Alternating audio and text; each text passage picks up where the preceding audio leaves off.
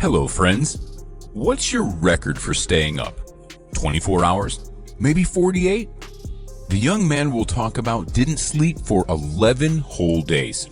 Impressive, isn't it? What came of it? Click on the bell and find out. At the end of 1963, two high schoolers from San Diego, Bruce McAllister and Randy Gardner, decided to conduct a very interesting experiment. McAllister later said that the project was just a product of teenage enthusiasm and the desire to explore the abilities of the human body. Without putting much thought into it, Bruce and Randy decided to set the world record for staying up the longest. The record was previously set by a DJ from Honolulu who didn't sleep for 260 hours. McAllister said that at first they wanted to find out if sleep deprivation can cause a person to develop some kind of paranormal abilities. When they came to the logical conclusion that such an experiment would not work, they decided to change their original goal to explore how sleep deprivation affects a person's cognitive abilities during a basketball game. The boys flipped a coin to decide who would be the subject. Luckily for Bruce, this role fell to Randy, and the experiment officially began. At first, the teenagers were too fearless, and Bruce planned on staying up as well in order to take effective notes. However, after 3 days, the young scientist found himself writing on walls in a half-conscious state. As a result of this, they decided to enlist the support of another school friend. In the end, he was replaced by an actual scientist, William Didn from Stanford University, who studied sleep disorders.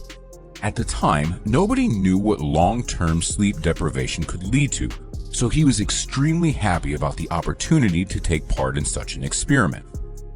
When the scientist arrived in San Diego, the teenager was already awake for a couple days. Randy was optimistic, but the longer the sleep deprivation lasted, the more unexpected were the results. The boy was periodically tested for his ability to taste and differentiate sounds. After some time, they began to notice deviations. He became very sensitive to smells, which wasn't the case previously. McAllister remembers when Randy said, "Don't make me smell that, I can't stand that smell."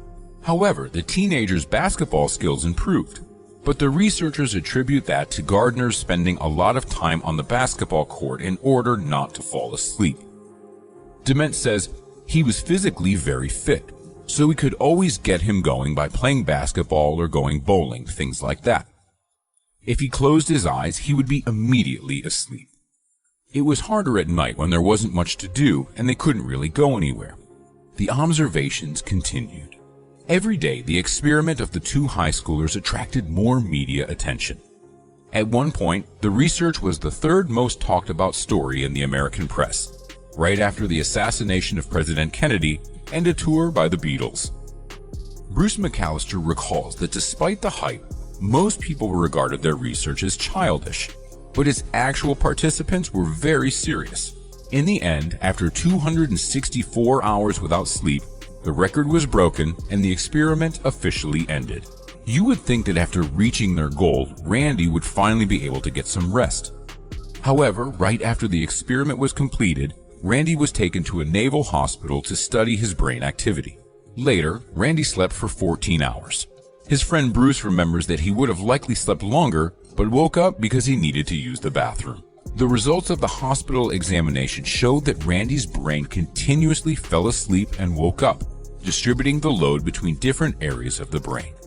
At first, it was concluded that 11 days without sleep did not affect Randy physiologically, but later he began to suffer from insomnia and could not overcome it for a number of years. A lot of people wanted to repeat or even break Gardner's record, but representatives from the Guinness Book of World Records refused to register them, claiming that it was too dangerous for their health. That's a reasonable argument because prolonged sleep deprivation can be very dangerous. Randy's results are just a combination of stubbornness, luck, and a strong body. Experiments on rats showed that they died just after 14 days without sleep. That's why, under no circumstances should you try to repeat this. Well, that's it for now, friends. Don't forget to like and subscribe to our channel.